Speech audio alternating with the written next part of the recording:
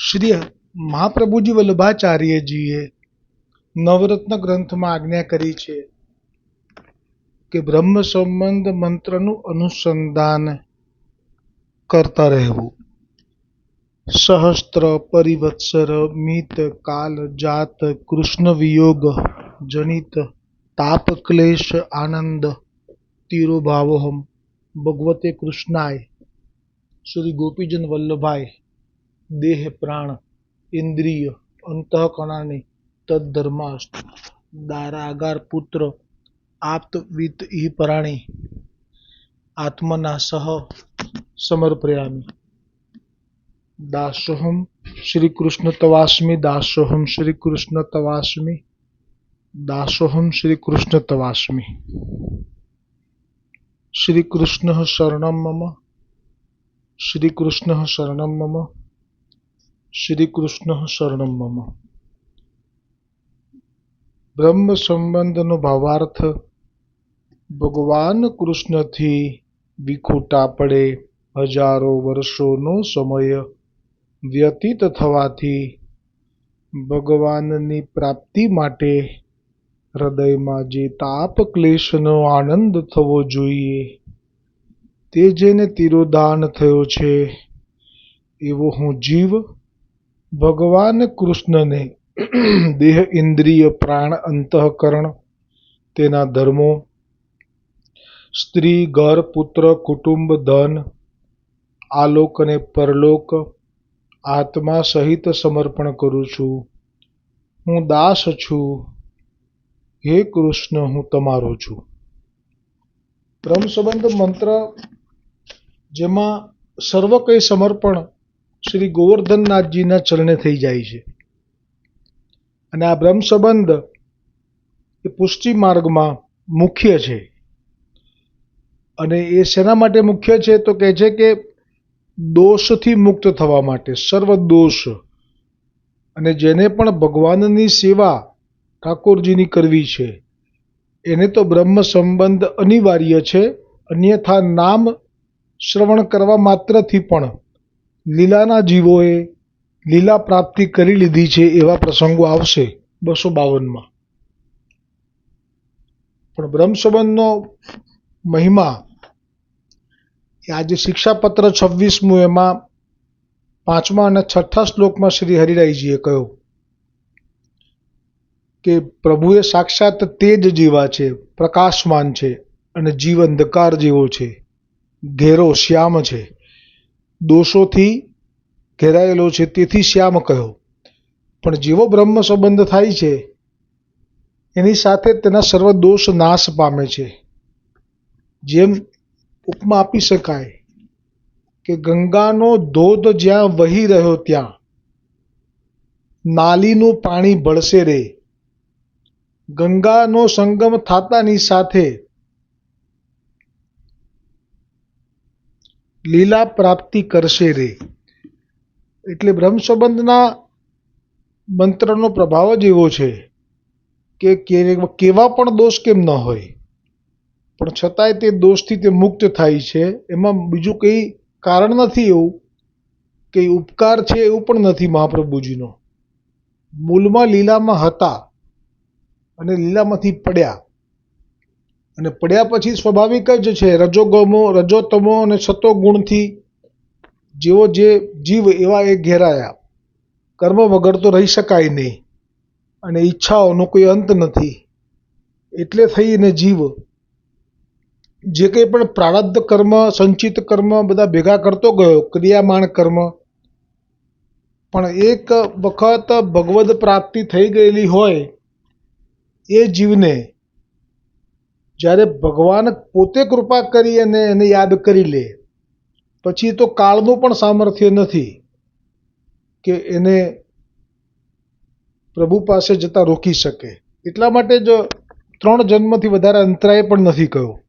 અંતરાય શબ્દનો ઉપયોગ મહાપ્રભુજી વલ્લભાચાર્યજીએ અમ્મા ક્ષત્રાણીના જે 2 પુત્રો હતા એમના માટે કર્યો હતો. અને એવું કહ્યું હતું કે અમ્મા, આ તારા 2 પુત્રો એ ઠાકોરજીના લીલાના સખા છે, ગોપ છે, તારા ઘરે પ્રગટ્યા છે. તો અમ્મા તું એને કોઈના હાથનું લેવડાવીશ નહીં. તું તારા ઘરે જે ઠાકોરજીને ભોગ ધરે અને એમાંથી જ લેવડાવજે, પણ ખબરદાર ધ્યાન રાખજે કે કોઈના ઘરે જઈને ના લે. બસ આ વાત એ પુષ્ટિ માર્ગમાં પાયો છે. અને એ પછી આપે એમ કહ્યું કે જો તું લેવડાવીશ તો પછી અંતરાય થશે. તો વલ્લભના વચન પર જેને વિશ્વાસ છે એના માટે તો આટલું પૂરતું છે કે મહાપ્રભુજીના વચન એ મિથ્યા ન થાય. અને એટલે જ અમ્મા ક્ષત્રાણીએ ક્યારે પણ પોતાના 2 બાળકોનું એટલું ધ્યાન રાખ્યું કે કોઈના ઘરે જાય એવું બને જ નહીં, અને આવે તો કોઈ આપણા ઘરે આવીને ભલે રમે પણ આપણે નહીં જવાનું. કેમ? અને કાં તો મોકલ્યા હશે તો કીધું હશે કે કોઈનું લેતા નહીં, મુખમાં મૂકતા નહીં, કંઈ પણ અનાજ કે કંઈ પણ. તો આ પુષ્ટિ માર્ગનો પાયાનો સિદ્ધાંત છે. આમાં જે આ રીતે કોઈના હાથનું નથી લેતા એવા વૈષ્ણવો એ વખતે ખૂબ હતા. અને એટલા માટે જ આ માર્ગ એ કઠણ માર્ગ કહેવાયો. બધા માટે, સાધારણ માટે એ માર્ગ નથી. અને એમાં આ માર્ગની વિશેષતા જે છે કે એ જ આવી શકે છે કે જે લીલાથી છૂટો પડેલો છે, એટલે એને આ કઠણ નથી લાગતું.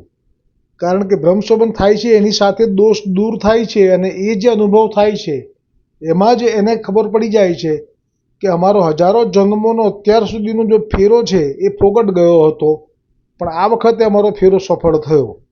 પછી એમને આ કોઈના હાથનું ન લેવું એ કંઈ ભારે નથી લાગતું. કોને ભારે લાગે છે? તો જેમ કે બાંસવાડાવાળી ગોપાલદાસની પત્ની એમ કહી દીધું કે આપ કહોશો તો હું સેવક થઈશ, તમારા પુષ્ટિ માર્ગમાં તમે કહોશો એમ, પણ હું મારા ઘરે જઈશ તો હું તો પછી એનું ખાનપાન તો કરીશ જ. શરૂઆતમાં જ એણે આવી શરત કરેલી. અને જ્યારે એ આવેલી સાથે તો મહાપ્રભુજી એને જોઈને જ કહેલું કે આ લીલાની જીવ જ નથી, માટે આને બ્રહ્મસંબંધ તો લેવડાવીશ જ નહીં, આ નામ સંભળાવી દઈશ એટલે મોક્ષ થઈ જશે, એટલે કે વૈકુંઠ કે જે એને જોઈએ એ મળી જશે, પણ લીલામાં તો નહીં આવી શકે, કેમ કે લીલાની છે પણ નહીં આ.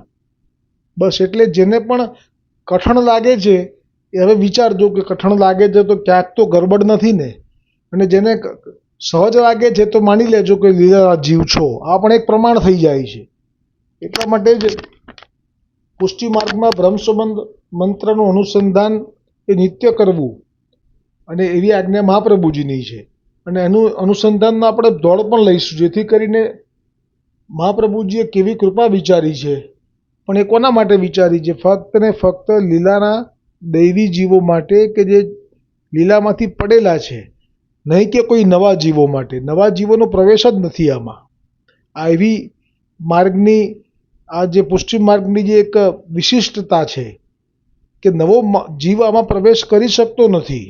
એ પણ પ્રસંગ આવશે. એક કહેશે એક વૈષ્ણવ બાઈ કે મેં જોયું હતું જ્યારે હું લીલામાં હતી ત્યારે તે વખતે હાથીના સ્વરૂપમાં હતી કે હાથણીના સ્વરૂપમાં હતી, અને મારી દ્રષ્ટિથી મેં જોયું હતું કે કયા કયા જીવો રાસમાં હતા અને લીલામાં હતા, એમાં તું નહોતો. આવી રીતે પણ છતાં એનો અંગીકાર થાય છે. એ પછી એનો તાપ થાય છે, એટલે વૈષ્ણવોની કૃપાથી અંગીકાર થાય છે એવો પ્રસંગ આવશે. પણ મૂળમાં તો લીલાના જીવો માટે જ આ માર્ગ છે. આ દોડમાં ઠાકોરજીના હૃદયનો ભાવ છે કે પ્રતિજ્ઞા એક છે મારી, શરણાગતનો ભય હારી. પ્રતિજ્ઞા એક છે મારી, શરણાગતનો ભય હારી. કરોડો જન્મના પાપો વાળો મારી સન્મુખ થાય, થાય મારી સન્મુખ થાય.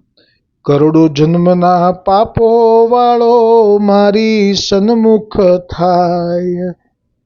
નાશ કરું હું એના પાપો, નાશ કરું હું એના પાપો, નિષ્પાપ એ થઈ જાય. પ્રતિજ્ઞા એક છે મારી, શરણાગતનો ભય હારી. કરુણા સાગર દીન દયાળુ ભક્ત વત્સલ મુજ નામ. કરુણા સાગર દીન દયાળુ ભક્ત વત્સલ મુજ નામ. બિરદ મારા જાણી ભક્તો, બિરદ મારા જાણી ભક્તો, રાખે હૈયે હામ.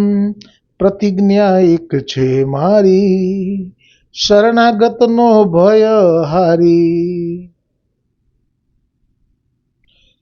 દૈવી જે જીવ સામો આવ્યો, પાછો કદી નવ જાય જાય, પાછો કદી નવ જાય. પુષ્ટિ જે જીવ સામો આવ્યો, પાછો કદી નવ જાય જાય, પાછો કદી નવ જાય.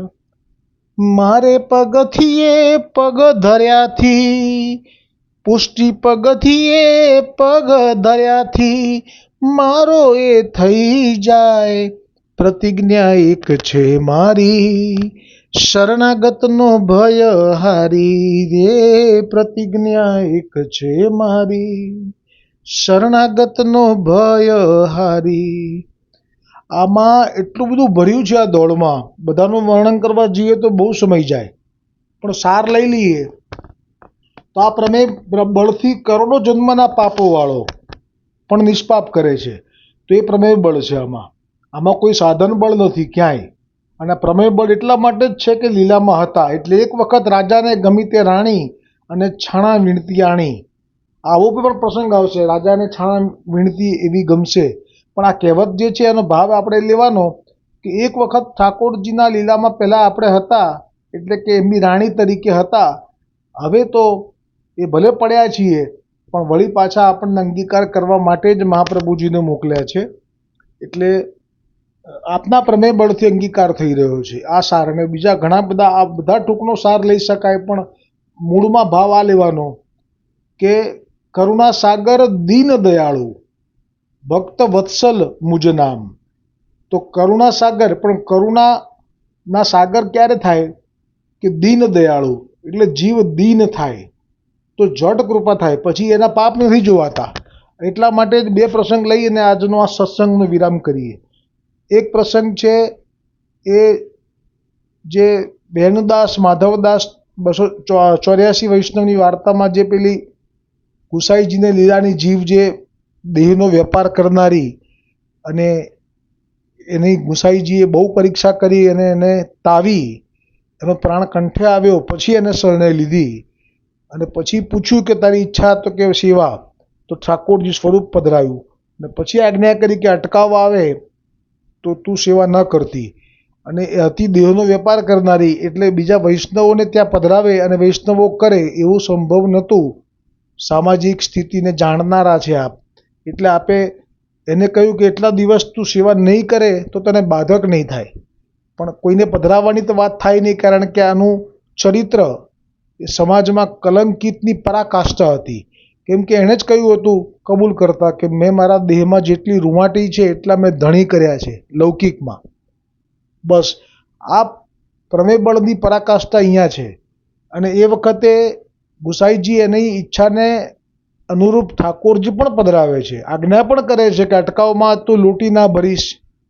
અને છતાંય એ અટકાવમાં રહી ના શકી અને સેવા કરી. અને પછી તો જે તે નગરના ગામના લોકોએ ગુસાઈજીને કહ્યું અને ગુસાઈજીએ કહ્યું કે કેમ ભરી. ત્યારે જે જવાબ આપ્યો એણે કે અત્યાર સુધી તો હું ધણીથી દૂર હતી, અલૌકિક ધણીથી. હવે આપે અલૌકિક ધણી આપ્યો, હવે એના વગર હું રહી શકતી નથી. હવે આપ જ બધું જાણો છો, આપ જ પ્રભુ છો, તો આપ જ નક્કી કરો. અને પછી ગુસાઈજીએ કહ્યું કે જા જા, તું જેમ કરે છે એમ જ કરજે. એટલે કે તું જેવી રીતે અટકાવમાં સેવા કરે છે તને કરવાની છૂટ છે, અને તારા ઠાકોરજી તારી રાહ જોઈને બેઠા છે. એટલે ઠાકોરજી પ્રસન્ન છે એવું ગુસાઈજી સિવાય તો કોણ જાણે. પછી આ લોકોને કહ્યું કે તમે આવું કરશો તો બાધક થશે. એટલે આ તો એક પ્રસંગમાં પ્રમાણ મળ્યું કે કરોડો જન્મના પાપો વાળો પણ જો સન્મુખ થાય તો પાપ જાય, અને એને આ જ જન્મમાં લીલાની પ્રાપ્તિ થઈ ગઈ. અને આની સામે જ એક પ્રસંગ ગોવિંદાસ ભલ્લાનો છે કે એણે કોઈ પાપ નથી કર્યા. એણે તો શરણે આવ્યો ત્યારે પોતાના ધનના 2 ભાગ કર્યા અને એક ભાગ પૂછ્યું મહાપ્રભુજીને કે મારે આમાંથી ઠાકોરજી માટે પણ ધરવું છે.